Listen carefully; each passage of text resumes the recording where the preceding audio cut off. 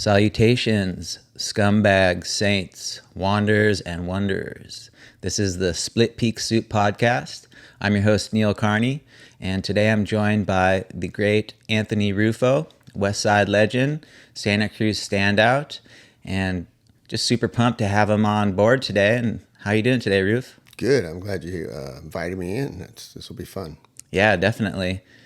In the past, we've had some cool talks. When I was writing for Totally Tubular, we did a couple interviews, like I don't know what we called it, the Rufo Tales or something like that. But it was really fun to kind of just pick your brain and talk about the old days and being a Santa Cruz surfer. And I think we've got tons of things to talk about today. And I just wanted to start it off by mentioning that you just got back from the Santa Cruz Board Riders C Street event. And how was that for you guys? That was super fun event. The weather was really good, actually. It was supposed to rain, and it didn't. The waves were probably the best we ever got in Ventura for a club event, and they were really good. We were all pumped, and we fell short, but it's okay because now, like Nat said, we got more days to surf at Trestles, so we ended up finishing second, and you know, everybody was ripping. There was a few obviously mistakes that we can clean up as a club, but other than that, it was a great event. Everybody, camaraderie and all that stuff is on fire. That's awesome. And we'll get into the more of the board riders stuff like a little bit later. I think in this podcast would be cool to do kind of a full arc, and the board riders part kind of comes at the end of the story. It's not the end of your story, but at least as where we're at right now. Tell me a little bit about your childhood growing up in Santa Cruz. Where were your parents from? Were they Santa Cruz locals themselves?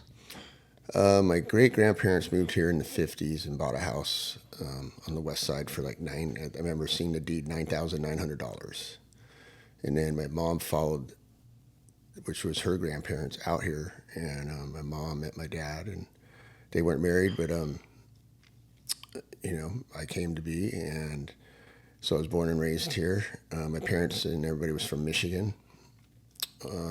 My dad's side was from Chicago, was from St. Louis. I guess there was he's Italian, and I guess there was an Italian community there. I had no idea. Anyway, moving forward, I was born in '63. Grew up on the west side. I didn't start surfing. I was into sports. I was a full jock kid, and but I was into the ocean and all that. But I really didn't start connecting with the ocean until about 7th, 8th grade. So I started late, and I was a boogie boarder. And I remember the one thing that changed that one was the summer of 7th going into 8th grade. Jeff, this guy that was surfing really good, I didn't know at the time. He went to the same school, Mission Hill. He comes flying up on his brand new Schmidt cruiser with white walls. Back in the day, those were the brand new bikes. And he came flying up at It Beach and does a pitch out on me kicks rocks and dirt all over me. And I'm holding my boogie board with my suit half down. And I was with my friend. And he looks up to my friend and goes, "Who's the kook boogie boarder you're with?" and then I looked at I was like, okay, that's going to change. You know what I mean? So I ended up buying my first surfboard from Robert Waldemar for $35. It was a Mark Angel Diamond Tail single fin. And at the time, Wally was the guy. He had a cover shot. I think I started surfing in 78, 79, right in there. And Mark Angel was the guy, you know, him and Joey Thomas shaping out of the Hout Shop. And Hout Shop was like a spot where everybody hung out. So as a Grom, you know, at that age, I was going over there and hanging out with the big dogs, you could say. And as a kid, you just stay quiet and just watch everything.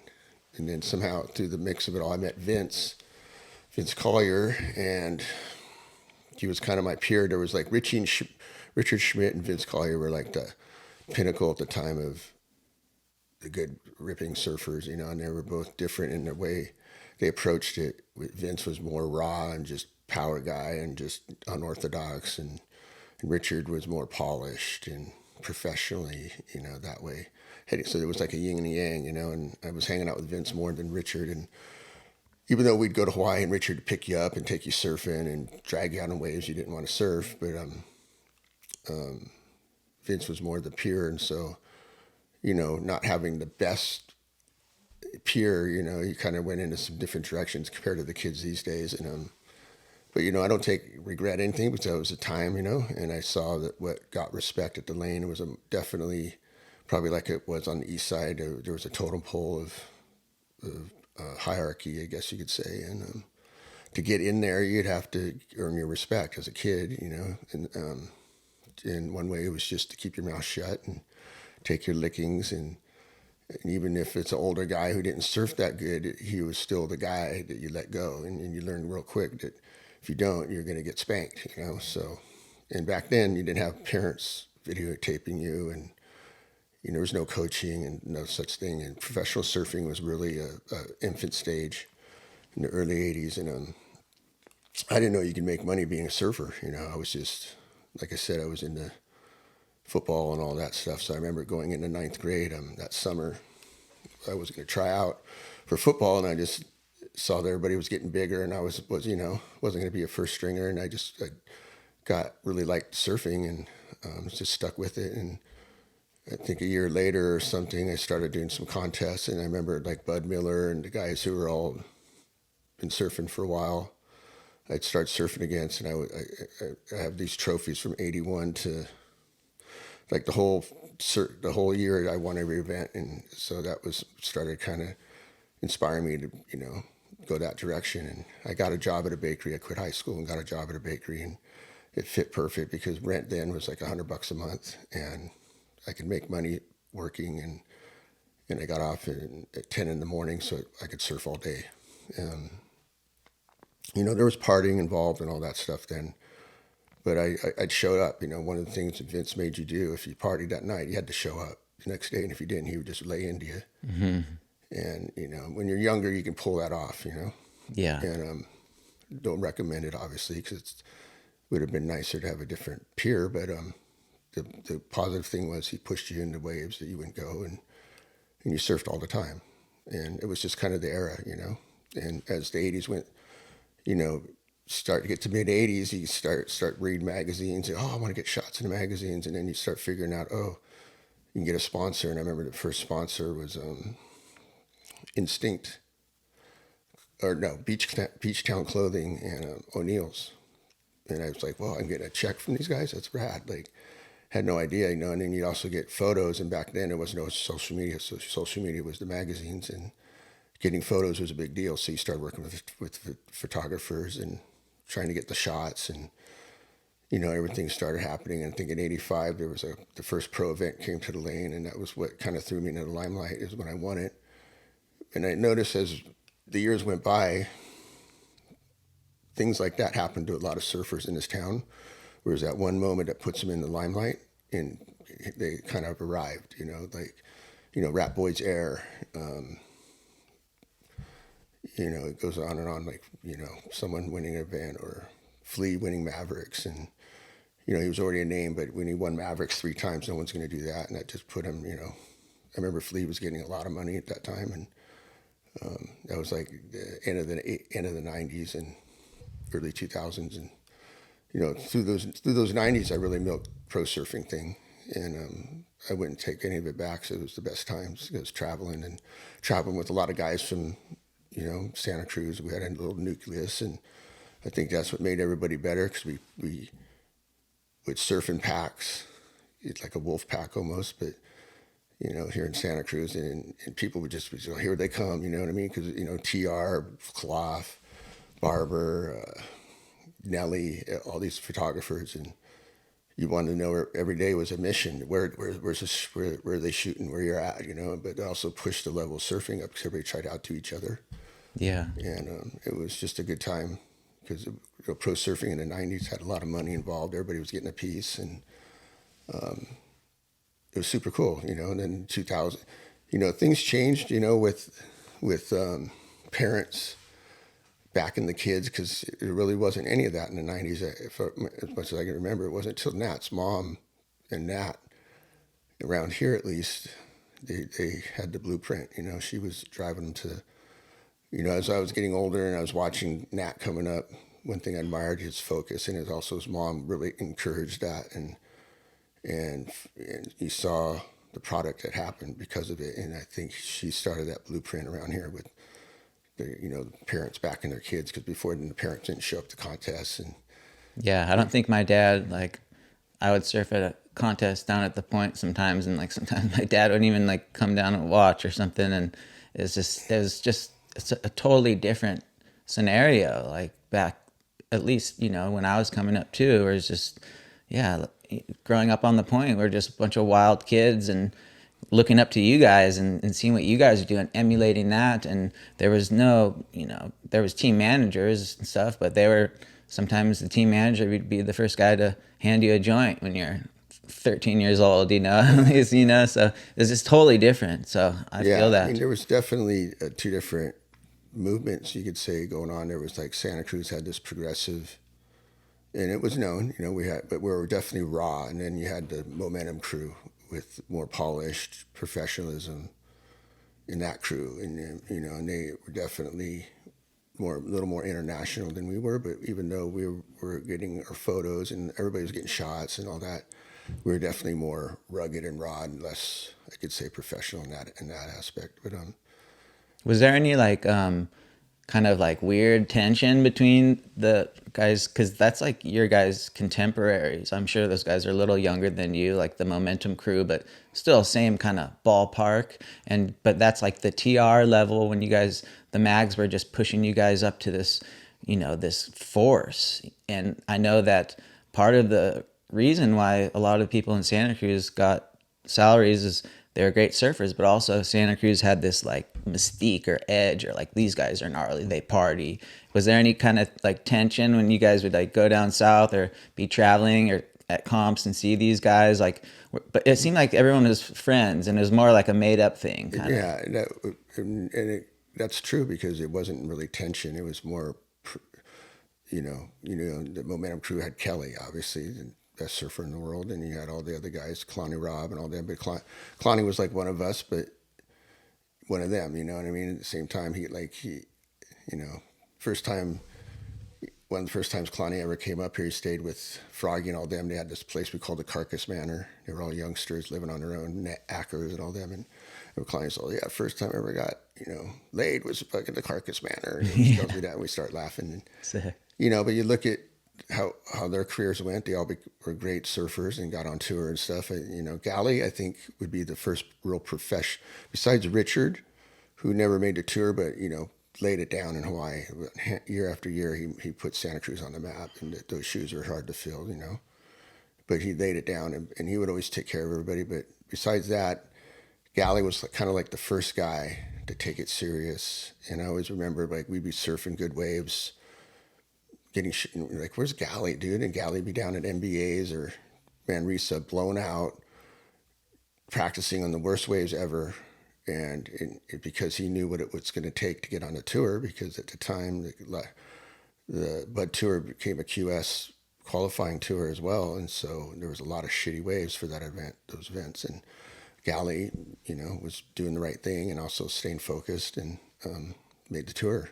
Right. And not only that, he actually won some big events around the world. Like Margaret's is one of the, I think for him would be one of his premier wins, because you got all these legend Aussies on this plaque, and then you get Gally in there, and to win at that event is just stellar. Like, it's probably, I would think, one of his feathers for sure on his cap. But so anyway, Gally and then Adam made the tour for a year, and just and a lot of us were just fumbling around the QS, but it was also fun to do. We'd have some results here and there, but he also did a lot of photo shoots around traveling and all that stuff. So things changed in the 2000s, and things really started tightening up in the industry, and also surfing got more professional, like I said. And then Nat was kind of the next guy here, and he really stayed focused. And his parent, Rosie, really made sure of that by picking him up and driving him, even though he lived a couple blocks from the lane. He would get drove to the lane, and because back then, or anytime when you're younger, you can get distracted by girls, guys, things could happen. And so to keep that focus, one thing I really saw from a distance was that, and you saw the product in that, and now that's the guy all these kids are striving for. I think what's cool to see is how many good surfers there are. A lot of good girl surfers now, and in this town. And I think Brody Price is coming up as maybe the next prodigy here. Yeah. And we need one because there's a lot of good surfers. But being away from Southern Cal, and nowadays surfing is so top heavy and hard to get money. You really need the parents to back you if that's something you want to do. But also the kids should also have a second game plan just in case, And that was something for me myself when I thought I was going to be a pro surfer until I was 80 in my head. You know what I mean? So it's like when I get in my late 30s, I started, even though I was getting a lot of coverage or whatever, which they would want, marketability and all that, I was getting pushed out for age, Mm-hmm. And I didn't have an exit plan. So what happened was I had to fuck it basically, and I'll show you, blah blah blah. And really, I was in hindsight, I could see I was starting to feel inadequate because probably a lot of athletes feel that way in a sport when they get at a certain age and they're not part of something anymore. This inadequate feeling because and I've run across that a lot because I work with the military with Operation Surf, and you see a lot of that as well because you're part of this group and purpose, and you got this thing going on, and all of a sudden you get taken out of it. You're kind of like tethering in space, and so there's this feeling of inadequacy. I couldn't recognize it then because my ego and my pride would never let you. If you could say it to me, I would have said, "Yeah, right." But that's really what happened. I got into drugs and the whole thing, and but at the end of it all was a good thing for me in the sense that I survived and I saw my mistakes, and now I'm in a point in my life where I give back, and speeding up all this. It made me want to be a service, so I was able to find some platforms, which is Malleola Foundation and helping kids with cystic fibrosis, and as well as Operation Surf. And then also, in 2017, we started the Santa Cruz Board Riders, and it's actually something that was thrown in as a seed a few years earlier from Casey Weed. We were friends, and he gave me these shirts. Danny Nichols brought him up because he did one of these Operation Surfs, and we're starting this board rider thing, blah, blah. Danny was trying to explain it to me, and I'm thinking, how am I going to get these guys fleeing these guys to go down there, Southern Cal, to surf one wave and not be paid for it and all this stuff? How am I going to get them to buy onto this thing? And I just was wrapping my head around it. And so about 3 years later, after he gave me these shirts, it had the Santa Cruz thing on it. I was at a tryout or workout there. We're having Huntington with Teddy Navarro. And then those guys pulled me aside, but they threw the rap. Come on, man! We got Newport now. They had like 5 cities at that point, maybe, or something. I'm going, okay, I'll try to see how I can get this going, And so I was driving home. I kept wrapping my head. How am I going to get these guys psyched? Like, there's got to be. And then when I got to town, it was the weirdest thing. Like the next day, Shane, MT, Midtown Shane calls me and goes, I got a call from, O'Neill clothing guy, I forget. Anyway, about selling it to him, because O'Neill, and so I go, really, I was like stoked. He was psyching, and then I called Flea. So I go, Flea, hey, we got an idea here. Come meet up. So us 3 got together down at Pono and came up with this plan. And let's put an email out, or I forget how we did social media, and put the word out, and let's see who shows up and have this date at Pono.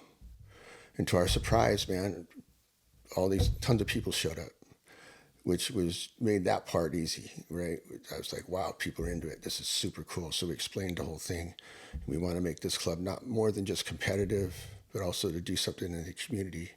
And I didn't see at the time really how beneficial this club became, because now I get to hang out with kids I would never even hang out with that are youngsters, and tell the stories that we have, our wisdom and our experiences, and you could share it with them. And when you go down south, Toyota Santa Cruz, they hook up with us with some cars to go to these comps, and so you're in the cars with these guys, and it's just a great connection. And then through that, you're building a good surf community, and even though we still have our East Side, West Side thing, it's fun. It's just saying that's what side of town we're really all in this together, and we try to do other things, community-based stuff, whatever. It's some charity work or whatever we can for the club. So, but it's turned out to be great.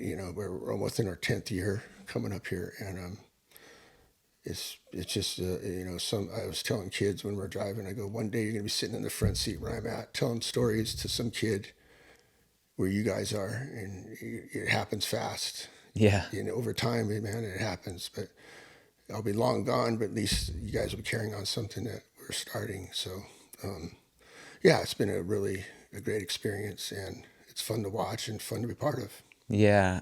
I've been having such a good time, going to the events and doing my best to try to perform. And it's just such a tight bond and this camaraderie that you're alluding to, that just, because I remember when I was a kid growing up, I was terrified of surfing the Westside. It was just like, a lot of guys like you and stuff were like super cool, but there was other guys who were just like really like nasty, and like as a little kid, you're just like petrified. And like, I didn't even surf Stockton Avenue until I was like 28 years old. And it was you who I was talking. I'm like, dude, I'm scared to surf the Ave. And you're like, just fucking show up there and go surf. And that day, I think I went and I surfed it and I got some waves and I saw my friends and we're all friends, and yeah. It's cool that nowadays kids can go surf wherever and not have that kind of fear. And it's a little bit of a different atmosphere. And part of that kind of like that edge was kind of necessary, I think, to like, if we're going to try to keep outsiders from coming and surfing our spots and clogging up the lineup or whatever, then we're going to have to project this type of like fear. And even if that trickles down to like our nephews or the kids who live down the street from us, like it's just kind of like a sacrifice to keep the place locked down, to keep this kind of element of, what's the word I'm thinking of? An element of fear, basically. And I don't think necessarily it's a positive thing, but it sure did keep lineups locked down, I think. But it's, at the end of the day, it's not a healthy or positive thing overall, I think. I'd want a kid to be able to surf wherever he wants to feel, safe to go surf. And it feels like that's what's happening now. Yeah, I think like Stockton, it's only going to hold so many people anyway.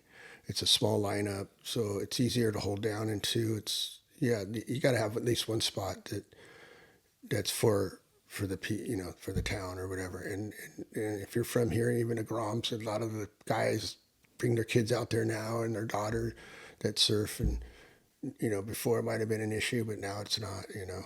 It's more of an issue if you're not from here, right? Because unless you have a hall pass. Yeah.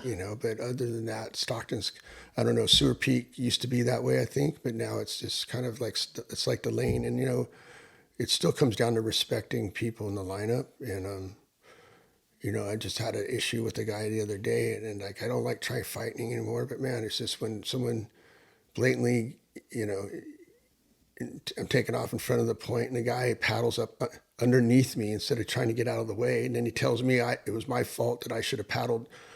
And I was just like, what are you talking about? Like, that day at the trials when we were... No, just the other day. Oh, yeah. There's a similar thing where that guy was trying to...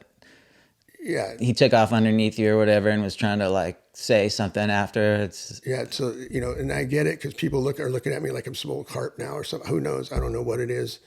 But I'll still sound you. Like I'll sound... And then the reaction is, how I... judge somebody. If it's somebody who didn't mean it, he'd say, hey, sorry, I didn't mean to get your way. But if it's somebody who's mouthing off, and that's what happened the other day, this guy tells me, it turns out, well, you should have fucking paddled. Like, dude, like I'm paddling in front of the point, backwash, there's those new rocks. There's no room for mistakes. It's like, and you paddle one direction, don't paddle right up, just get out of someone's way. Like, and you're not from here, he's a, I look at him as a hood, no booty guy with probably has a Sprinter van up there. And sure enough, that's who he was. Yeah. Not to put somebody in their column, but that's exactly who he was. And he was some younger guy and he just wouldn't shut up. And then he said the most stupidest stuff. And it just got me more and more mad. And all you have to do is just show some respect. I wouldn't go to your lineup and get in your way. And if I did by mistake, I'd apologize and get out of the way. Like, I get it, because there's a pecking order. It's like, if you're from somewhere, you understand that, especially if you've been surfing a long time. But if you're these guys who think they're entitled wherever they go with their Sprinter vans, and it's like, you're going to get a rude awakening. I didn't leave the guy alone the rest of the time, I guess, because he kept saying stupid things. And finally, he got it and stayed away from me, Yeah. And I don't like to be that way. I don't like to be that person. But if you don't, then there's that respect is lost in the lineup. And there's only so many ways. We're selfish. We're surfers. There's only one wave here and there. As I get older, it matters to me, and I try not to, have confrontations in it. But once in a while, there's someone who just gets up under your skin, and it's more out of the respect thing than anything, because maybe I feel entitled at the lane, but maybe I should not think that way. But in a sense, that's sorry, but that's where I grew up, and that's Yeah, it's hard for us too, I think, especially because, as we've grown up and we put in our time out of these spots, and the older guys above us were really laying down this heavy form of love, which would be like maybe a dunkings or get slapped or something like that. And when you grow up and that's it's drilled into your head and it part of it works to keep this, it maintains the respect, it maintains the lineup, the rotation and all that stuff. And when you see people coming and blatantly just not observe those type of like what they feel like to us are kind of like tribal norms, right. It's just infuriating. And I had, I'm a yoga teacher, so it's like part of my deal is really trying to, espouse compassion and empathy and kindness and goodness. And so I have to like really be careful about how I use my words and how I react to situations. But some dude at Rockview, basically, I was up, he paddled, but it's one of those things where like, oh, I was deeper, but you were deeper because you paddled around me, and I ended up burning him, and he freaking pretty much like tackled me. And I came up and I was just every expletive you could think of, like the gnarliest ones that shouldn't come out of my mouth were just coming out. And I just afterwards, like, and everyone in the lineup at Rockview, these guys, Rockview's kind of a kooky spot because just random surf there. And everyone was looking at me like, who is this fucking maniac? And afterwards I came in from surfing. I'm like, I felt so bad. Like, I'm like, God, like, why did I let that get to me so bad? But part of it is justified because someone diving on you, and especially if he back paddled you and then he thinks he's up, is ridiculous. And if he doesn't know who you are because you surf here, and he probably doesn't, so it would make me mad too. And that's the whole point. Like, when we were younger, like I used to go surfing with Vince. When I first started surfing with Vince, it'd be great because he'd clear the water because here comes Vince, right? And people didn't know, they found out fast. And so one time we're surfing together I remember at the point, summer day, whatever, and he used to ride twin fins, and just he was the guy, you know what I mean? So anyway, I was paddling out after a wave, and he sees me way on the shoulder, and there's other people, but he goes in and out of people on his twinning just to spray me, just to have fun, Yeah. And I was like, okay, what a dick, But because we went surfing together, right? And so anyway, I paddled back out, and we're having our surfs, and we're catching waves, and then all of a sudden this one wave I catch, and he caught a wave, and then I caught a wave, and I happened to do this turn, and he was right there on the, I didn't go out of my way or nothing. It was just part of my. And I sprayed him pretty good, I thought in my head, and I got him back without even trying, and so I was laughing in my head. Anyway, I paddled back out, and his back's to me, and there was a couple of boys or whatever. And right when I got up, he just turned around and grabbed my board. And fucking, what do you think you're doing? And back then it was glass on fins, and he turned my board over, broke my fin out. And that's what he used to do always to everybody. Maybe right. That's how he had to go, because you had to go in after that, right? Yeah. And I was like, what the fuck? Like, looking at him like, fuck, I'm surfing with, like, you're my friend. Like, what the fuck? He goes, but don't ever fucking spray me. Yeah. I snapped out. I was like, fuck, whatever, dick. And I paddled in because I couldn't surf. Yeah. So now I'm waiting by his truck because he locked the truck, and I'm surfing with him. So I'm sitting there, and he comes walking in, and he's laughing. He comes walking up, and I go, fuck, you're a dick, dude. Why'd you do that? And he goes, looks at me, and he gets outside again. He goes, if I let you get away with that, everybody thinks they can get away with that. You can't do that. And I looked at him all like a dog looks at you when you're trying to talk to your dog and tilted head. I was looking at him like, But then I get it, the rules don't apply to Vince. And two, if he's the king, he's right. You can't do that because then, so it's basically, you can't, if you get away with something and people see it, they're going to try to do it, or they're going to see what they can get away with. So he was laying his presence down, and then he looks at me and he just goes, "Hey, let's go fix your fin." And Vince is good. He had coal. Back then, it was no solar res. It was a thing called cobalt. You'd add to the resin. It'd go off really hot and fast, but he'd fix my fin. But I got it, you know what I mean? That's how come Vince got all the ways. And in that era, things were run by the fist, and sometimes you get, I've had yelling at somebody backfire, and I learned early that, you got to choose your battles wisely at certain people, and that's how I met certain people. That's how I met Peter Davy. Because there's a quick story. This one guy, I was surfing 4 Mile, and this one guy was on this red Town and Country twin fin, and he was ripping backside, and I'd never seen. And I burned him a bunch of times. He was just my age, maybe a little older, maybe a year older or something. So that summer, this is when I first started surfing. That summer, Craig Lambert, we went looking for fullers, and we found it, right? We go down there, and Wayne Lynch is surfing, of all people, down there that day. He was up doing a promotion at Central Coast Surfboards, and they brought him up there to surf, and it was like a 4 or 5 foot day, and there was a bunch of people down there, and I go paddling out, and I get a couple waves, and all of a sudden I hear this yelling, "Fucking rah, rah, rip that, you're out of the water." And I look back, and it's the guy I was burning earlier in the year at 4 Mile. On the same board, and his name's Jimmy Schaller, and he was like the ripper guy down. He was one of the rippers then. And he just laid into me, rah, rah, rah, rah, rah, rah, rah. And right behind him, come paddling up, is Peter Davy and this guy, John DeFloria. And they didn't say nothing, just were behind him, and he was just barking at me, and I was like, fuck, I had to go in, because, I back there you go, and you're getting yours now, So I go on the rocks. My friend Craig got to surf, and I'm sitting there, and I had a couple joints.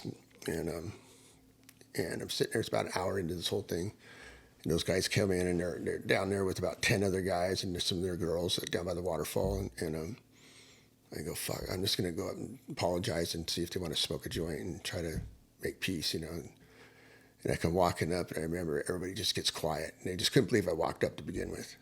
And then I go, "Hey man, I'm sorry, you want to smoke a joint?" And the guy just snaps, "Fuck no, rah, rah, beat it. Go back to Santa Cruz, you kook, burn me," all the words. And then I was just getting ready to walk away, and all of a sudden I hear, "I'll smoke," and it was Peter Davy, right, the biggest guy there. And then the other guy, the Florida, "I'll smoke too." And then, so we walked aside a little bit and smoked, and then that's how I met those guys. And all of a sudden the guy who started, I had this whole thing with, came in, we apologized. And next thing you know, that started that relationship with those guys down in Monterey. I actually got to shoot photos down there and shit, which is unheard of then. Right. I'd go with Clough, because Clough was friends with Steve Spalding. And I'd show up with Clough with joints, and because Clough had weed all the time, and then smoke out everybody and go surfing. And no one ever said anything. I actually got a shot in a magazine from there. And people can't believe it, because this day and age, you still can't take photos down there, But it just goes to show that you have these relationships happen from something like that. Peter Davy is a perfect example. We became, that year actually, then later that summer, or it might have been the next year, we had that 82 summer, which we had that Rivermouth sandbar that lasted all year, and it was like having lower trestles at Rivermouth. It was insane. And they would show up all the time, and that's how our friendship started. And we started going down there with Vince, and we'd camp out in his car on top of the cliff, because you can't really do that now, but hang out with everybody, go party at the Fernwood and have, get drunk, and then show up the next morning, go down the cliff, surf all day. And there's all kinds of stories, and you grow this relationship with people like that. It's happened with this guy in the city. First time I went to go surf Dead Man's, I had yelled at this guy earlier in the year at that slot, and he happened to be the guy. At Dead Man's, I compiled that. He goes, "Oh, now look who we have." And I was like, "Oh, no." Right? And so I had to take my burn jobs, and I just would go, and they would burn me, and I would just go straight and let them have, And finally the guy said, "Okay, I think you got enough now," right? And we became friends. And so that's, sometimes those things work out, Yeah. But you learn quick just to choose those battles wisely. Don't just snap on people because maybe they're surfing good, or they're getting waves, or for me nowadays, I really try to not to get, like you said, you feel bad, but that particular incident with a guy the other night, I didn't feel bad at all. I was like more mad that, maybe, you thinking I'm some kook, but I think after he saw me catching waves, and he actually fired me up because, I needed some fire up. Yeah. And he put some logs in the fire, and I was actually surfing harder and better, just, basically my ego, trying to feed it and making sure that I'm not some carp yet, even though I am. Yeah. But I think that's what happens sometimes. You get older, and people, especially the kids, and I get it. I was a kid before, and I'd see these guys limping in the water, flapping a wing, I call it. And you see the kids looking at your waves now and stuff, and, and I get it. It's part of the progression, and so I don't get too mad. I don't get mad at the kids unless a kid drops in on me or something. But they don't. They're just ready to, though. Yeah. They're ready to take my wave. I tell you. But part of it is too is I'm just stoked these days just to be in the water. Going through a back injury I had last summer, and just realigning the ego and the pride, and just knowing that if I can just keep surfing at a level that's good enough, I'm happy with that. I don't have to be the guy, and it just feels when you do that, you have so much better surfs, and just be grateful for I have something that still drives you, and that identity and everything it does, and then also have something to give back to the community that I was, tarnishing for a minute. And so yeah, life for me is in a good place. So Yeah. Well, I can definitely see it like in your aura and how you carry yourself, and getting this new purpose with the Santa Cruz Board Riders Club. You're just putting in a lot of work to be like a real leader and like a real mascot for our club, and we all appreciate you so much for what you're doing, and it inspires us, inspires me.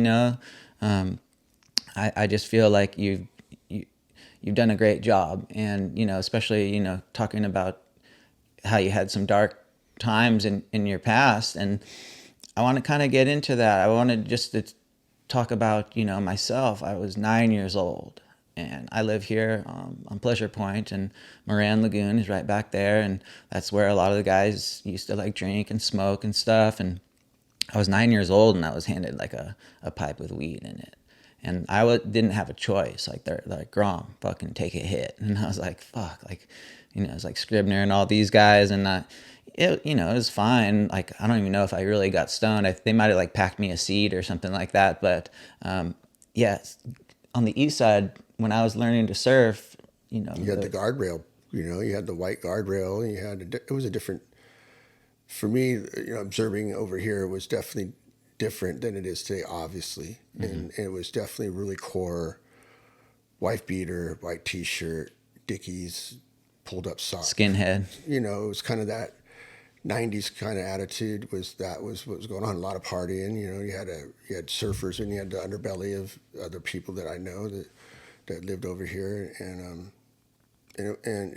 Westside was different in that sense, but we still had an underbelly of partying and stuff like that as well. It was just a different style of look, I guess you could say. Yeah.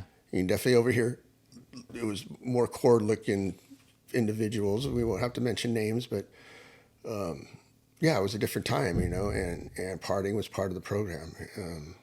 It feels like here it was more kind of like, at least in my understanding, like it's a weird thing, the memory too, because one of like the first memories I have of like a smell of being a kid, like this is so weird, was fucking the smell of Chiva.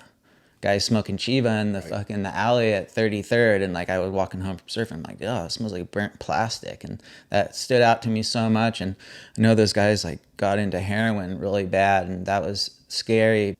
Did it kind of start with cocaine, and in that kind of, was that more of a bigger thing on the west side than like heroin was over here? Yeah, coke was definitely the accepted drug. The parties, people would be doing lines, and it wasn't frowned upon, but if you pulled out something else, it was frowned upon, right. Which was weird, because meth wasn't really around in my world for, and I didn't see too much of it. There was crank, I think, but it wasn't a predominant thing till later. I think I first started 2000s or something like that, and it just kind of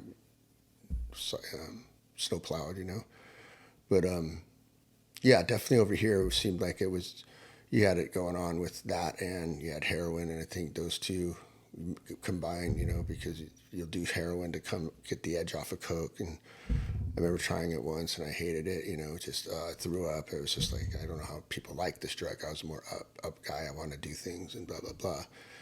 And just getting, when I got involved with it, I was, like I said, I was doing let me stretch my leg here. I was doing the fuck it's basically, and looking for a way to make some money, and just not thinking about the damage I'm going to be doing to myself, my family, my community. Yeah. And didn't see farther than if I was thought nobody cared, because here I am just getting tethered off, and that wasn't the true story. People would look at you like, they want better for you, but I got caught up and had in and out bouts.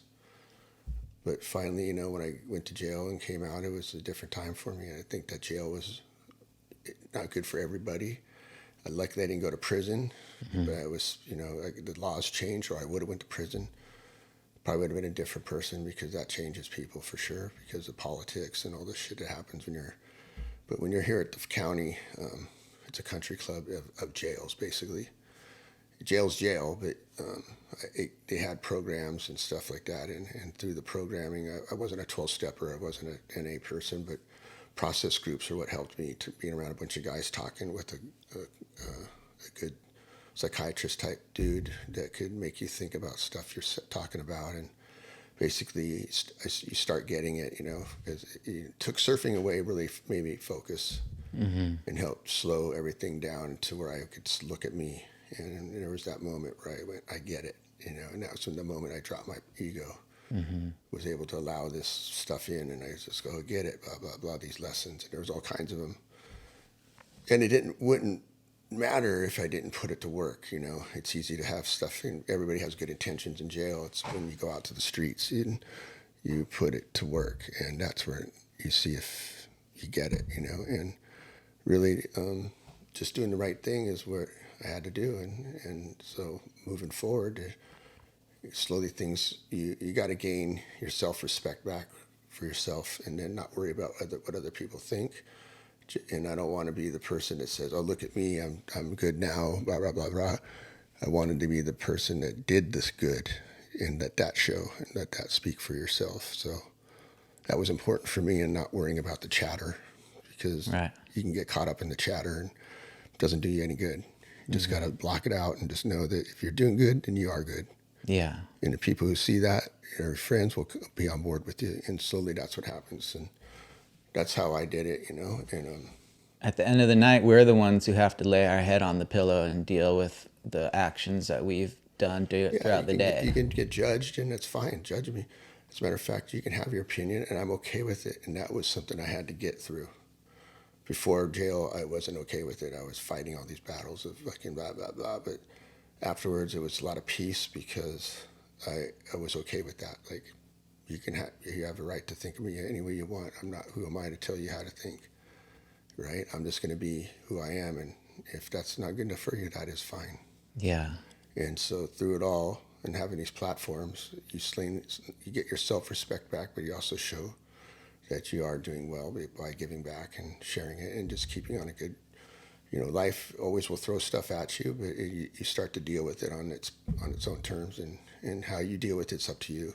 Yeah. And just keep, if it's a step back, just keep moving forward. I always tell people, there's a story of a friend who kept calling, going, "Dude, I've been on heroin, blah, blah, blah." And then he got a week and a half clean, and then he went back, because it's hard to get off heroin if you've been doing it for years and years. And I always told him I was proud of him. I was proud of him for the fact he even wanted to get off it, the fact he went through being sick and then had those days. I go, "Man, you've been doing drugs for 20 years probably."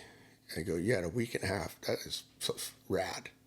Good for you. Maybe the next one will be 2 months, or maybe." And he kept going in and out, kept calling me, and then finally he got it. He got traction. And to me, that's a story that's good, because it doesn't have to be perfect. Changing, it could take a minute, because it took a minute to get you where you're at. 20 years, right, of just waking up and doing heroin. Getting off it, you get sick and bone aches. These guys go through it, man. It's like going off meth is just tired and just serotonin's gone for a while. It comes back, but the heroin thing, they're just sick, like the worst flu ever. They're just bone aches and they're sick and throwing up. It's just, I can just watch my friends go through it. Oh, my legs. Yeah, no worries. I was when I first started having really hard time with my chronic pain, the doctors at this point, the drug of choice to prescribe was OxyContin. Yeah, they were creating addicts. Yeah, they put me on that, and first it started out taking like, small dose. I think at first they gave me oxycodone, like 15 milligrams or something, and then I kept like, after you take those things, you have to, your tolerance goes up, and I'd go back to the doctor and be like, I need more. And then she's like, okay, well, there's this new drug called OxyContin, and you only have to take it, a few times a day. And then I would take that, and then I started getting up. I'd be like, well, I need more. And the doctors at that point were like, oh, fuck it, and just prescribed me this stuff. And coming off of it, like you alluded to, like I didn't sleep for like a whole month, basically, just so sore and achy. And it was such a nightmare. But, the fact that I was able to get off of it was like super great. But I wanted to talk about something that you alluded to at that point, like during my life when I was a competitive surfer, I was sponsored, I was getting a little bit of money, nothing crazy. But when my health problems started happening, this was at the same time that the economy changed, and like the sponsors stopped like giving money and giving anything. And I remember this time where I was riding for Von Zipper, and Mike Parsons was the team manager. And so at some point, like during this whole thing, like I started getting like sick with my health, and so I wasn't surfing as much, and I wasn't doing the comps or taking photos, but Parsons was still like giving me gear. And then something switched where Parsons left, and this guy named GT took over Von Zipper. And for the life of me, I couldn't get a hold of this guy. I was on the team, I didn't have a contract or anything at that point, but I was under the impression that I was part of the team. And at that point I was a little bit spun out because I was taking these pills, and I thought that somehow I was like, I deserve this, or this is my right. And I remember like I tracked down fucking GT's phone number somehow, like through someone, and like I called him up and left a message. I'm like, bro, like you're not calling me back, I'm on the team or something like that. And he left me this funny message, and at the time it bummed me out, but thinking about it is kind of classic because of how spun out I was. He's like, bro, you're not even on my fucking radar, bro. And I was like, I'm like, fuck, like, and it just felt such a shitty feeling. Like I felt like you said, I was like untethered and felt hung out to dry. And I wasn't even one of these like higher profile guys, but It makes you feel inadequate. That's the word I look at. Like not inadequate. It's like not part of something, not part of when you're part of the team, you felt like you're part of something. He tells you you're not even on the radar. All of a sudden, you're just like, "Who am I?" And I was mourning my own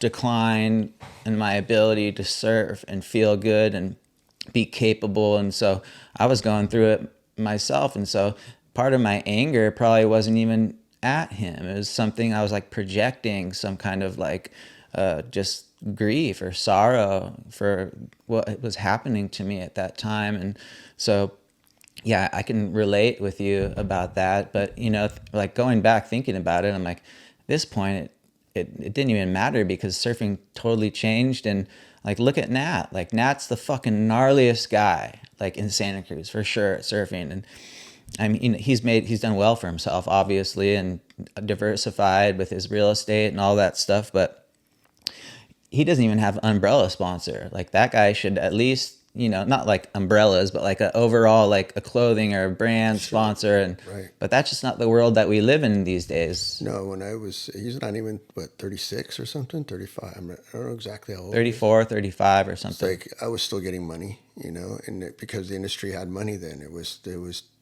filtering. It's the industry, the surfing industry has shrank so much that you have to go outside the industry to get a sponsor if you want to be, a paid pro, like the West Peaks, or, you got to find somebody that, like when he had Rakuten, Stuff like that, like internet company, like, you just got to look, that's where you got to find the money if you're going to be a professional. And, to get paid by a wetsuit company like O'Neill's, they ain't paying hardly a dime to people. And, it's just, it's a sign of the times. When the economy does good, then the surfing industry does better because it's a luxury sport. So it's a sport that blooms with the economy. But when it shrinks, like it's been this way, I used to watch trade shows back in the day go from big to small over the economy, and then big again and small. I don't even know if they have trade shows. I'm so disconnected. But do you think that, I mean, it seems to me that there's more surfers than ever. There's more shit being made and sold than ever, probably.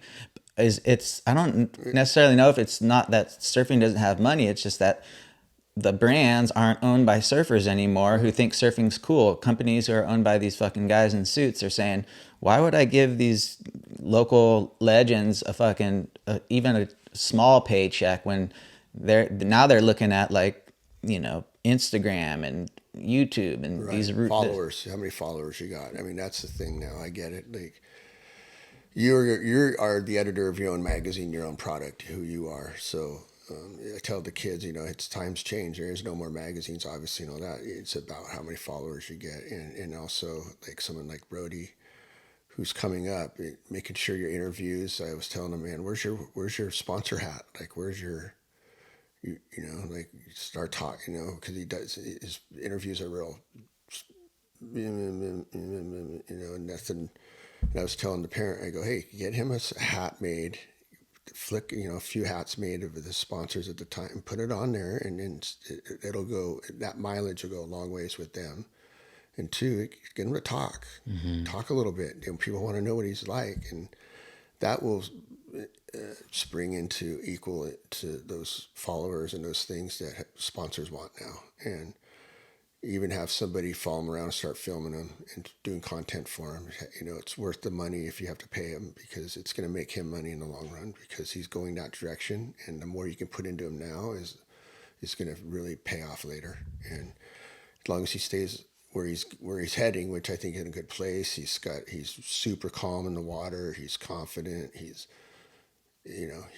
definitely got what it takes to get it to that level. And it shows he winning all this stuff and doing great in the Prime series, and pretty soon he'll be doing QS stuff, and we'll see where he goes. But I have a really good feeling for him, and a little bit of guidance in that area would help him a long ways in financial wise. And yeah, it's hard. It's hard out there, but he's one person I see right now from Santa Cruz where Nat could even be a coach for him and help him out. And I think that's something they're talking about. And cool. I think that would be awesome, because Nat is the perfect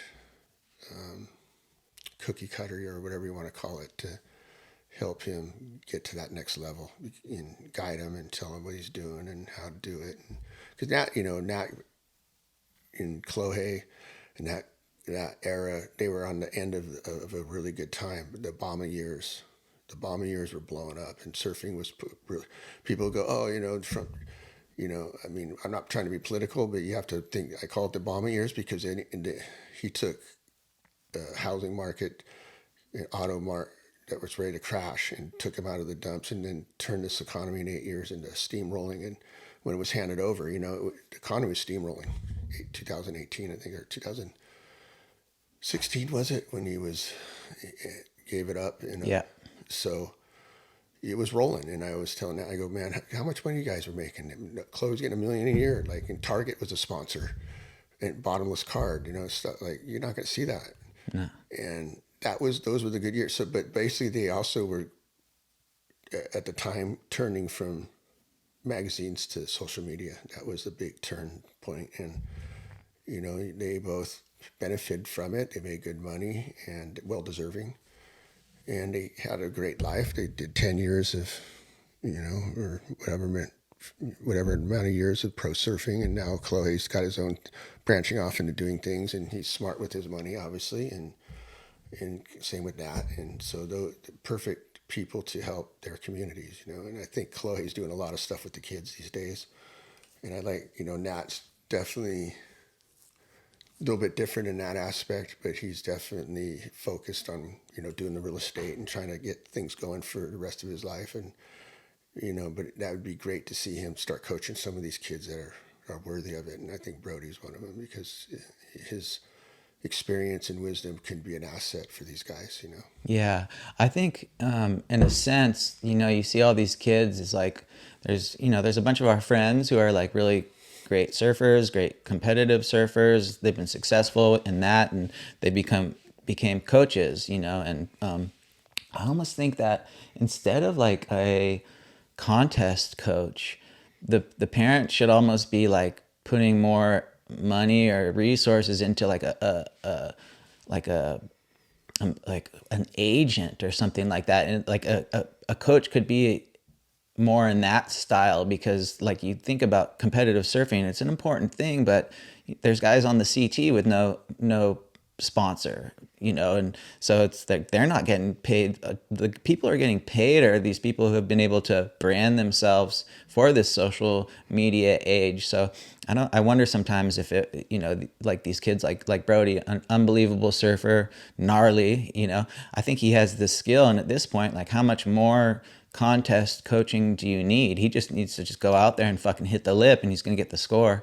Putting the money into maybe coaching him to get better at interviews or creating more content for his social media might be advantageous for a guy like him. Well, what you do is you have someone take care of that so he can stay focused on his surfing. You don't want him to have to deal with that. You just have somebody come in and however that looks, however that's up to the persons, but Nat would come in and say, hey, this is what it takes to get to this next level. I was this guy, I won NSSAs, I was the champion, blah, blah, blah. And this is what I had to do to get to this level. QS, now they have a challenger. You have to go QS challenger tour.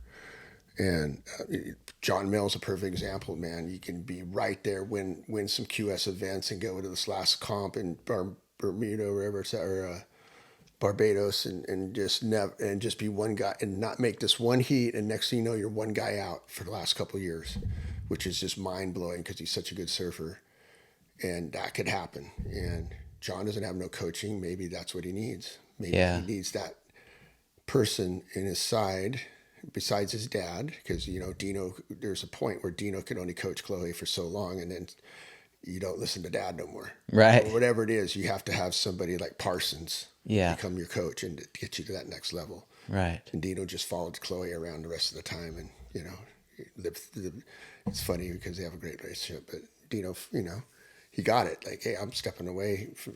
It's time to get this next level, because Dino was a U.S. champion and made the tour and all this stuff. So it's not that he wants not qualify. It's just sometimes the son-father relationship thing can go so far to it's the person that's been there or someone that they listen to or whatever it is, that coach can get them to that next level, and not worrying about the social media part and all that somebody else, that the parents take care of that maybe, or at this point for now. The content part to help fundraise and get this guy going, because that's going to matter as he gets going. But some of this goes hand in hand. You become a better surfer, your name gets out there, people join in on it. But Nat, I think, would be a great coach in that aspect of getting him to that next level. Yeah. Showing him, hey, this is what I did. This is how I did it. Nat trained and did all the things. One thing I always told Nat, I go, I admired your focus, something I never had. I was sidetracked left and right, just chicks, drugs, partying, fun. Took it half serious in time, and once in a while I get a result, just enough to keep you rolling. But it was a different time, Now it's you don't can't. There's a lot of good surfers out there. A lot of people bust airs and do the whole thing, the waggies, and look at waggies getting some money out of O'Neill's and stuff. But it comes to a certain point where that's not going to be enough anymore. Yeah. And so someone like Brody could have this career. Have this repertoire, maybe not be the waggy of the areas or whatever, but you're going to have to start, one of the things that you're going to have an air game to be a top guy. Yeah. You're seeing that more and more. You can be a power surfer, and that gets you so far.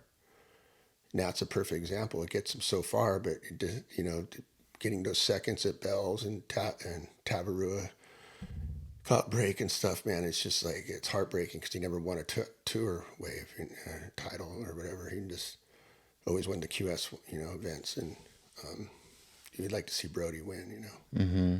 I was thinking, going back to the board riders. I think the only, real quick, the only power guy that he still busts theirs, but Hodgman, Cole, he's like keeping that part alive because he's such a moose, man. The kid's like 6'3" and he's a great kid. He comes up here. I remember he met him with Chloe. We brought him up here one time on his ventures. The kid's great, and to see him winning contests with his power is awesome because he's a moose. Yeah, and he has an air game. Right. Yeah, I think like guys like who I've been super impressed with, especially watching this last Bells contest, I've been impressed by him for a long time, but Griffin Colapinto. Oh, Griff's always, he's right. Yeah, he's got everything going on, and he's always going to be right there. It's a world champion. It's hard to get past those Brazilians right now. They're so good at that air game that's the thing that Griff's wins events. But then when it comes to the title, maybe this year it'll be different because it won't come down to trestles. It'll come to pipe, But every year is different, the personality of the tour. But yeah, the Medinas, and I call him Yogi Berra, Yogi Dori, or whatever his name is. And the guys, even though Pupo won, which is rad, you saw Medina basically win that heat. And then all of a sudden, with whatever seconds left, dude does the reverse grab.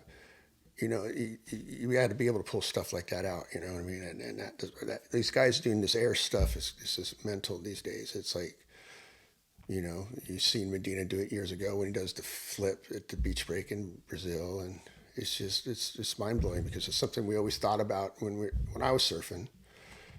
You guys would bust in air, that was sick in the heat. We had the air. There was an air tour. There's just to do airs. Yeah. Now it's like. That air tour is the tour, right? Yeah, it's blended. It's blended, and it's rad to see. It's exciting to watch and makes surfing that much more fun. But that's the level you got to get at, And these Brazilians right now are owning that one, But I saw the Bells. There's a bunch of hot young Aussies too coming up that are showing some. Yeah, they got an Aussie storm kind of brewing there. Coming, man. These guys as the wild cards and these guys are on fire, dude. I was like, and they're not scared. They throw it. Yeah. You know what I mean? So it's like, it's coming. There's a whole nother level coming. And it's weird how this year there's a bunch of names you haven't really heard of that are on the tour that in the old guard, another switch of the old guard is happening again, and it's cool to watch. It's cool to, when Parco and Fanning and those guys left, you had this other crew, and now pretty soon, a lot of those other guys that are on it last few years are starting to fade out, and we got the dog looking at me. Yeah, he's like, "Where is my treat?" You gonna throw an air? Yeah, he's my co-host. But it's rad to watch. It's rad. Surfing is fun to watch these days because it's progressing a lot. The boards itself haven't changed that much, and you think. People would go and mess around with twin fins again and this and that but the boards themselves, there hasn't been a big change since the 3-fin. Right. Right when that happened with Simon, and all that. So it's kind of cool to watch and watch this, obviously the progression and also the surfing, the equipment and the wetsuits. That's a whole other topic, but. Oh, yeah. Speaking about equipment, I wanted to just pick your brain momentarily. I saw that you had a homegrown surfboard. Neff. So I've never even I think I met him at the last trials event or the last event down at the lane, and he just seemed like a freaking classic dude. He pulled this little cutout, it was like a wooden cutout of a cat, and he pulled it out of his pocket, and he's like, "Hey, check out my pocket pussy." And then he fucking pulled out of his other pocket it was a bottle opener that he got from Indo, or his nephew or something got it from Indo, and it was a carved fucking dode for the top of it, and he just seemed like a kind of a funny, cool dude, and I'd love to have him on my podcast. But what's that guy's story? Has he been around for a while? Been around for a while, and I got this shop. I'd run into him and he goes, "Come by the shop." And he's got this shop. It's an old farmhouse right past Lagunas, around the side of the highway. It's in, you know, farm field guys work out. Turned into a surf shop, and we'll start going up there to get boards fixed. Because he fixes boards fast, and I get boards from Bob Pearson, and he's been helping me out for years now, and I'm stoked. But he wanted to I wanted to get a board quick, and I thought, well, maybe he can pump me out a board, because I'd seen Pete up there getting some boards done and building his own boards and tow boards and some bigger boards and stuff. So anyway, we did a couple twin fins, and the second one, first two came out pretty. The first one came out just a little fin placement to set up. But the second one I rode all winter. It was a 6.6. I rode most of the big days, and it worked killer. It wasn't a board I can get really straight up, but I could really skate around, especially for somewhere like the Lane or Mitchell's or some of these ways around here that are facey. I could ride it and it was super fun. It's like old school S-ing around, and just, you could hit the foam, and you got to be, snowboarding kind of almost. Yeah, it's exactly it. Exactly, snowboarding. So I've been trying to get a smaller version. In the last two I made were I used a different blank, and that's my mistake. I bought these two blanks that have more rocker, and twin fins, you don't want a lot of rocker. They're kind of flatter, relaxed. So anyway, we're still trying to get that one going. But yeah, he's just a character, and he'll build you a board in 2 days if you need it. Solar res, boom, done. Yeah. He'll work on it, get the fins right, and if something's not right, he doesn't have no problem taking the fins were too tilted on one board. We had to relax them back in, and twinnies are more straight up and down, and she'll take the boxes out, put them right back in the way you want. Like, he's not afraid to do stuff like that, and that's what's good about him. Yeah. And I was trying to get him going on this, everything's hand shaped, but I was telling him, it's time to start learning how to get this computer thing, whatever machine you want to work with. It's time to start investing in it if you want to start making some money, because he wants to start, building more boards. I go, it'll save you a lot of time. Yeah. You'll have the right rockers for whatever model you're making, and it doesn't take much to learn the software. You can have someone help you that has the machine, guide you through it, and then you get these models down, and you start pumping them out. It'll save you a lot of time, So you're starting to go into that direction a little bit. So it's cool. Yeah, he's a character, like you said, pocket pussy. You go over to his shop, you should stop by there. He's got magazines. Someone dumped off, the mother lode of surfing, and you go through them, you see old shots and stuff like that. Oh, I remember that. Right. Yeah. So it's cool. It's like a nostalgia. It's like the old school surf shop you used to get to go hang out. Right. It's kind of that vibe, like I was saying, the house shop for me when I was a kid. There's really not shops you get to go hang out and talk story with shapers or with people, Homer Henard. There's always some people stopping by there, Boothman's, and Columbo's got a board that he's ripping on that he made. So people are catching on to that. Plus, it's on the way up the coast. You got a ding repair, just throw it in there. It'll come back hours later, be done. Stuff like that. Dino actually, when he was in town a couple winters ago, was this guy Neff, man. I went up there. He had my board done in a couple hours. He was like stoked, and I was like, Neff, oh yeah. I always told him to go. I haven't been by there. So Dino actually went by there before I did. So fun. Yeah, it was fun, classic. But yeah, that's way sick. Yeah, I think the surf shop thing is such a. It's that thing is just evaporated, so it's cool to see that there's like a cool core place for people to kind of step into that world, and I remember when I was like 12 or 13, Darshan Gooch, I was even younger, he took like 11, he took me under his wing, and he was working at Santa Cruz Surf Shop, and he would be working there, and I wasn't getting paid, but I would just go in there and we'd watch all the Lost videos and just kind of sit there and zone out, and it was everyone was coming in and out. And then later, my first surf shop sponsor was Freeline. So I'd be hanging out at Freeline, rinsing wetsuits, and Pete would come in, and Joey DeSimone would be back in the used board section, sitting on a stool with a cigar in his mouth, and just like scaring the shit out of customers, and like telling me stories and stuff. And like, it was such a cool like vibe and environment. And I think that, it's cool. I'm stoked to hear that there's, some of that stuff is still around. It's gotten watered down with all these surf shops now. They're just kind of lame, but yeah, we still got Freeline. Freeline's fucking sick. And Yeah, it's a place where you go get a board build and hang out. Like you could go in a surf shop and hang out, but back in the day it was like the house shop had the showroom up front, but everybody hung out in the back. That's where all the talking went down and all the stuff, and everybody went to the back and who's who would show up. And I remember that's when the first time I ever saw three fin is when I came in, because I was getting twin fins. I started getting boards from Buck's dad, Rick Noe. Yeah. I remember coming in to check on a board, and all of a sudden I seen a board with three fins, and the back fin had a box, back then. Yeah, the Simon Anderson, because Vince had came. I was in Hawaii. I went to Hawaii my first time, and Vince picked us up, Vince and Richard, and we stayed with them, me and Jeff Spencer. And Vince, a week later, was off to Bell's to do that contest.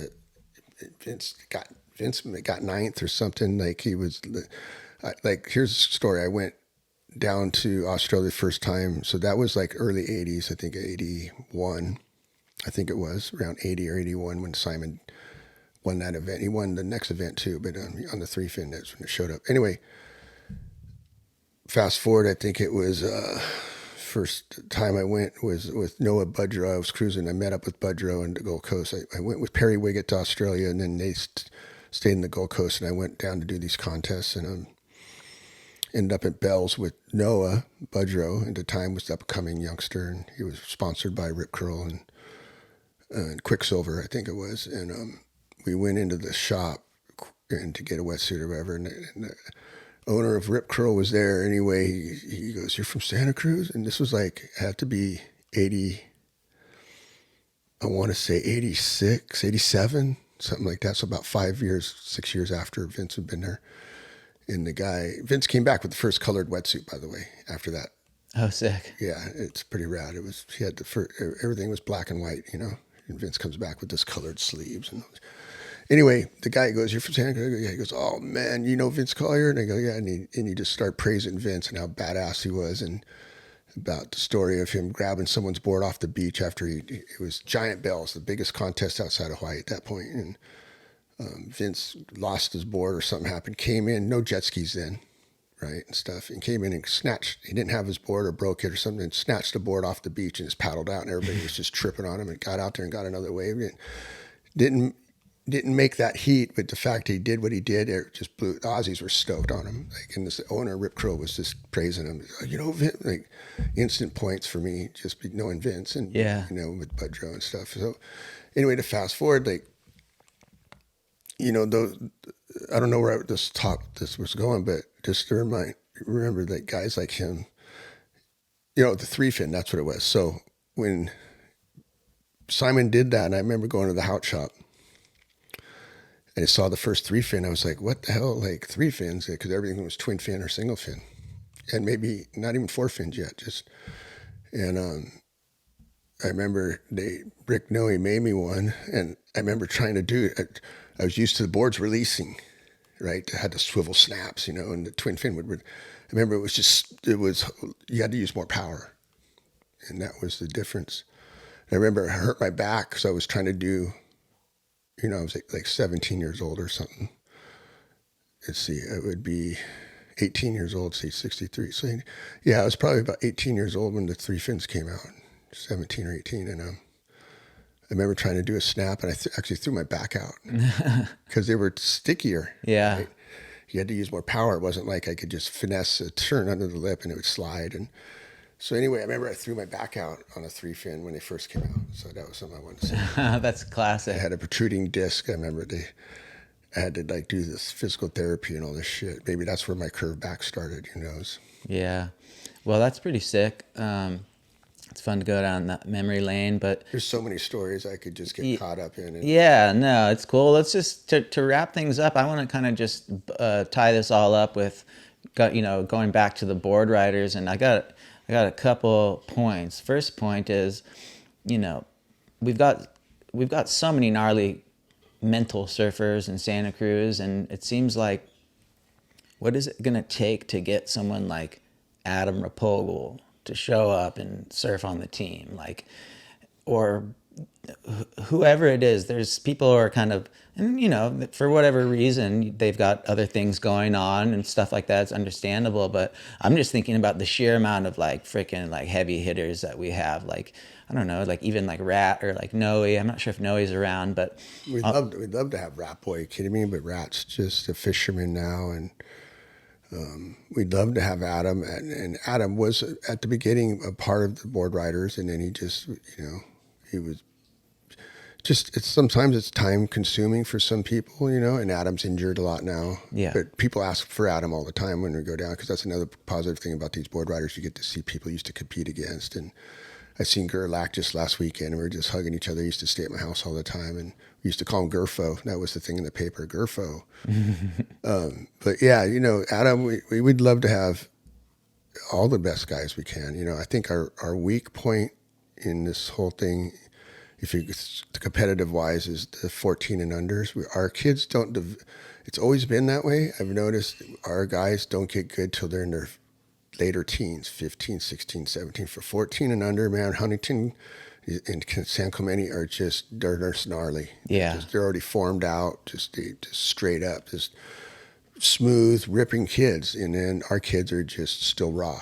Yeah. We don't have a bunch of 14 unders that are just, we have a bunch of kids that are surfing, but they're just still, they develop later. It's weird. It's like, we had a few, we had the Brodies in them, but most of them, for the most part, like right now, there's kids that are trying and they're doing good, but they're not the level of these other kids. And I think Xander Brown was the closest we have at this point, but now he's turning 15. Right. So, that's just part of the program, and hopefully, some of these kids will develop. And there's a whole bunch of 12-year-olds that are surfing the lane that are just these guys, the guys we hang out with, kids, and they're determined. And I was telling them, I go, come on, man, we want you to get it going. Hey, watch your videos, go home and watch your dad, if he's filming you, watch the videos, and, see what things you can work on. Because when you're a kid, you can really change things fast. And, like us carps, we're set in our ways, kind of. It's hard to teach an old dog new tricks. But, the board rider thing's rad. It's fun to watch people get involved. And it's fun to see guys like Anti-Human, Shane MT be involved, and PK, and so I think it's more the community thing as much as the competitive part. I think we have here, and we hear it all the time that we have the best club in the state. The way we carry ourselves, how we do it. Brill Hart says that everybody models after us and how we make it happen, and it takes a tribe of us to make it happen. Finding sponsors, Brian Waters is good at that. We have a whole committee, and we're going to be meeting today at 12 to talk about trestles, and we dish out jobs to each people, so it's not overwhelming. Mm-hmm. And it seems to be working really well. And we also have the committee, so when we have issues, we can get everybody's opinion and find a neutral spot for whatever it might be. Yeah. And fundraising is part of it, and the community seems to be behind it. I mean, like we said, Toyota Santa Cruz gives us cars. It's super rad. We got, Shawn Poutier, he puts in money, his real estate company, and his time. Right. And, it just goes on. And, the more people that get involved, especially the younger guys like Nat and Bernsey and Chad and guys like that, the better it is, because you need the point of view. Us older guys can have a point of view, but we need also the point of view of younger crew. And we also try to have the women involved, some girl involved. So it's working out, and it's great. It's fun to do. If you can leave something from behind 20 years from now, I'd like to see, this thing flourish into something. I always have a dream at the Lighthouse Field, the state owns it. The city could buy it back. It's part of a contract. And then we could build a lifeguards headquarters. Yeah, like Oz, how the board riders clubs have that. Combine the two. We have a place to meet. Maybe in a place people come up, they need a place to stay when there's competition and stuff, but a place to meet, have barbecues, and it's also lifeguard headquarters. Yeah, Guys like, guys like Ben Coffey, mm-hmm. He's one of the lifeguard guys, Ripper, obviously. And because a bunch of youngsters that are on the west side that are lifeguards in the city, that would be great. I mean, they have a nice spot on the pier, but it'd be rad to have it joint up right there in Lighthouse Field. Yeah, that would be sick. Well, yeah, anybody who's listening, any philanthropists who want to support Santa Cruz surfing, if you could donate your time or your resources to the Board Riders Club, we'd love to have your help and support. And you guys are going down south pretty soon here, and I wish you guys well. I'm just so stoked to be a part of it. It's been great for me to be active in this this club, and it brings a lot of joy to so many people. It's great we're all a big family, and yeah, I've had a really great time talking about all this stuff with you, and I know you have your meeting to get to, so I'll give you some time to prepare for that. But is there anything you'd like to add, closing statements, people you want to thank in general? I know we've been talking for a while, but anything else on your mind? I mean, no, just if anybody's out there listening and they have the means to find people who would be interested in helping the community-based program like this, like the Board Riders, or even the Operation Surf, or even Malleola Foundation, they're all nonprofits. It's same with the Santa Cruz Board Riders. It'd be helpful because you're giving back to the communities, and you're giving back to veterans, and you're helping kids with cystic fibrosis. So Yeah. They're all positive things. And I know times are tough, but there's top heavy people out there that need write-offs, and Sure. why not help people, while you're doing it. And yeah, Black Flies has been a great sponsor for me forever. Products, now when you get older, you become an ambassador. So yeah, I'd like to thank them, and Bob Pearson, and Ice for Sweatsuits and all them. Marcel, Yeah. big bro. Yeah. Right, bro. But yeah, just I'm stoked to be part of this community, and we have a great community here, and let's keep it rolling. Yeah. Well, thanks. As a goofy foot, you've always inspired me with your backside surfing, and you've always just been like a real kind kind of uncle type figure to me. And so I want to thank you for coming on the podcast, and hopefully we can get some waves soon. And so yeah, this will be the end of this podcast. We are a part of the Santa Cruz Vibes podcast network. We also come out with magazines quarterly, which I'm a writer for. I'm the managing editor. So there's always kind of cool articles, and check out their Instagram, all that type of stuff. So until next time, this has been the Split Peak Soup podcast. Thank you, Neil. Yeah, my pleasure, Ruffo. And we'll check you guys out on the next one. You.